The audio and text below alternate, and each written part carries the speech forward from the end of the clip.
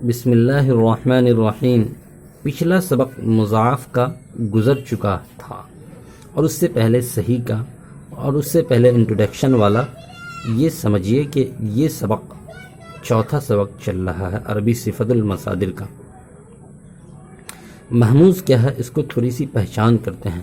محموز وہ کلمہ ہے جس کے حروف اصلیہ میں کوئی حمزہ نہ ہو۔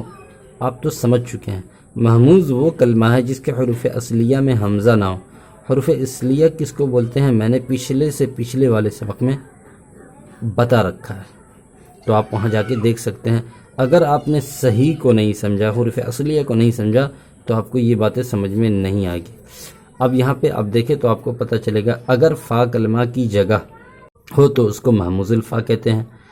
جیسے اجارہ کے اندر حمزہ جو ہے فا کلمہ کی جگہ ہے، اور عین کلمہ کی جگہ ہو تو محموز العین کہتے ہیں۔ جیسے سأل، اور لام کلمہ کی جگہ ہو تو محموز اللام کہتے ہیں، جیسے قرأ۔ آپ سمجھ رکھے ہوں گے کہ محموز وہ کلمہ ہے جس کے حروف اصلیہ میں کوئی حمزہ ہو، یہاں پہ حمزہ ہو۔ اب وہ حمزہ کتنے طرح کا ہوگا اب اس کو بتا رہے ہیں کہ 3 طرح سے اگر ہو تو اس طرح کا ہوگا۔ اگر فا کلمہ کی جگہ ہو تو محموز الفا کہلائے گا وہ۔ اگر عین کلمہ کی جگہ ہو کون چیز حمزہ تو وہ محموز العین کہلائے گا۔ اگر لام کلمہ کی جگہ ہو تو محموز اللام کہلائے گا۔ یہاں پہ مثال دے کے بتایا گیا۔ اب محموز الفا کتنے باب میں آتا ہے تو اس کے بتا رہے ہیں۔ محموز الفا ثلاثی مجرد کے 4 ابواب سے آتا ہے۔ کون کون؟ نصرہ، ضربہ، سمع، کرما۔ اب اس مثال میں آپ پہچان کریں گے کہ محموز الفا، محموز العین اور محموز اللام کو۔ جیسے الاجر کرایہ پر دینا، اجر یاجر آجر اجر لا تاجر۔ تو اجر کے اندر جو حمزہ ہے یہ محموز الفا کہلائے گا۔ آپ نے کیا قاعدہ پڑھا؟ اگر حمزہ فا کلمہ کی جگہ ہو تو اس کو محموز الفا، اگر حمزہ عین کلمہ کی جگہ ہو تو محموز العین، اگر حمزہ لام کلمہ کی جگہ ہو تو محموز اللام کہلائے گا۔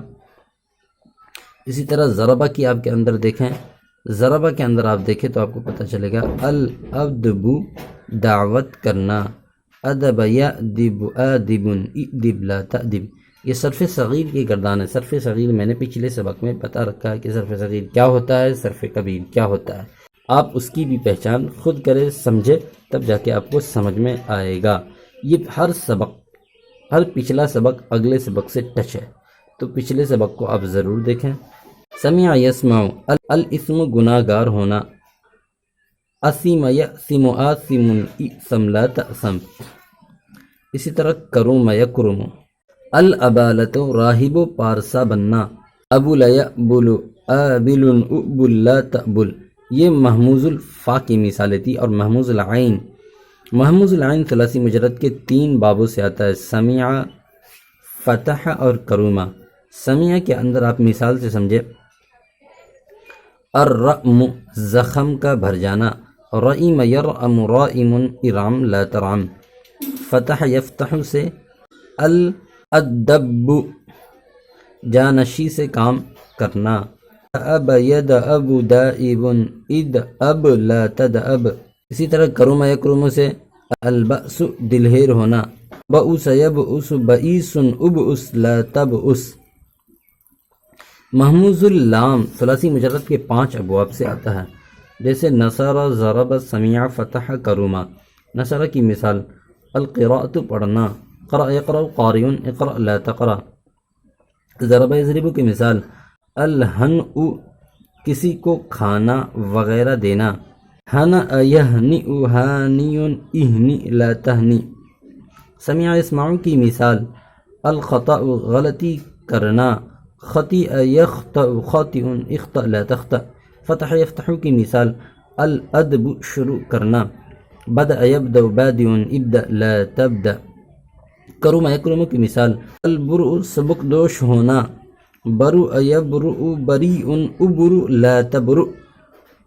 آپ غور کریں گے تو آپ کو پتہ چلے گا کہ یہاں پہ جو قاعدہ بتایا گیا تھا کہ محموز الفا، محموز العین، محموز اللام، آپ نے تو اس بات کو سمجھ لیا ہے۔